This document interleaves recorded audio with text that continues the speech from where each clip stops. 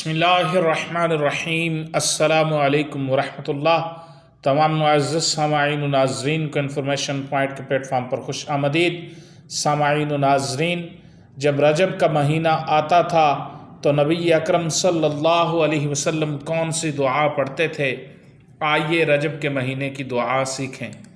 سامعین و ناظرین، المعجم الاوسط میں امام طبرانی علیہ الرحمہ نے روایت کیا ہے کہ جب رجب کا مہینہ آتا تو رسول اکرم صلی اللہ علیہ وسلم یہ دعا پڑھتے تھے: اللہم بارک لنا فی رجب و شعبان و بلغنا رمضان، یعنی اے اللہ عز و جل، تو ہمارے لیے رجب اور شعبان میں برکتیں عطا فرما اور ہمیں رمضان تک پہنچا۔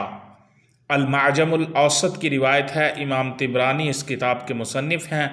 لکھتے ہیں کہ رسول کریم صلی اللہ علیہ وسلم جب رجب کا مہینہ آتا تو یہ دعا پڑھتے تھے: اللہم بارک لنا فی رجب و شعبان و بلغنا رمضان، یعنی اے اللہ عز و جل، تو ہمارے لیے رجب اور شعبان میں برکتیں عطا فرما اور ہمیں رمضان تک پہنچا۔